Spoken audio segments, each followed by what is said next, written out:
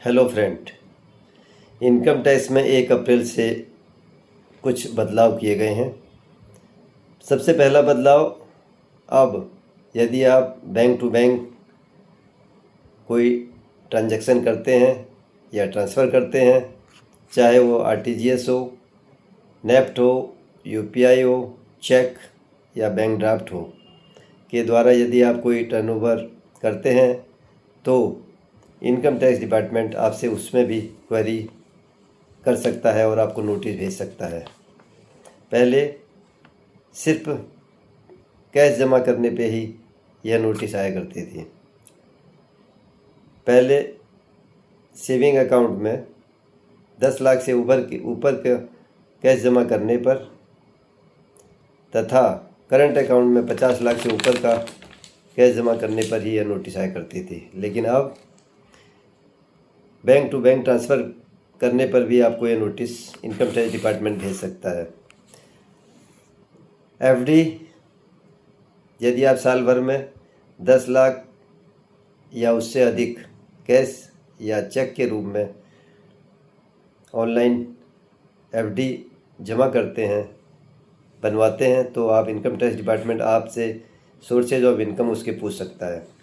इसी तरीके से यदि आप क्रेडिट कार्ड में 10 लाख या उससे अधिक का ट्रांजैक्शन साल भर में ऑनलाइन या ऑफलाइन करते हैं तो इनकम टैक्स विभाग से आपको नोटिस आ सकती है। प्रॉपर्टी खरीदते या बेचते समय पहले 30 लाख रुपए की उसकी लिमिट थी। अब इनकम टैक्स डिपार्टमेंट ने बढ़ाकर यह लिमिट 45 लाख रुपए कर दी है। इस 45 लाख या उससे अधिक की यदि कोई प्रॉपर्टी खरीदते हैं तो उसके सोर्सेज ऑफ इनकम आपको इनकम टैक्स डिपार्टमेंट को देने होंगे। इसके साथ ही यदि आप प्रॉपर्टी खरीदते या बेचते समय 2 लाख रुपए कैश लेना या देना करते हैं तो इनकम टैक्स डिपार्टमेंट आपको नोटिस भेज सकता है। एक नया नियम इनकम स्टैम्प पेपर में भी आ गया है।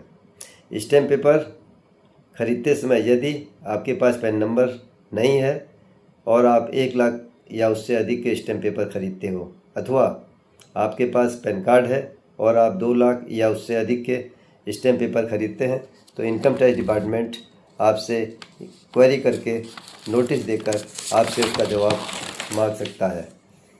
इनकम टैक्स डिपार्टमेंट का 133(6)(25) के तहत बैंक से आपके सभी टर्नओवर, सभी ट्रांजैक्शन और पूरा बैंक स्टेटमेंट आपसे मंगवा सकता है और उसके तहत आपको नोटिस दे सकता है।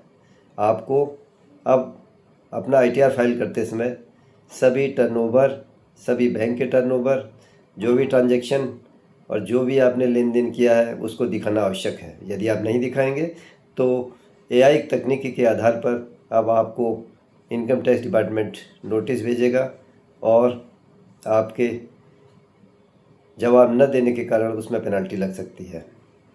आपके द्वारा साल भर में किए गए सभी अकाउंटों को टोटल करके तभी आप इनकम टैक्स फाइल करें।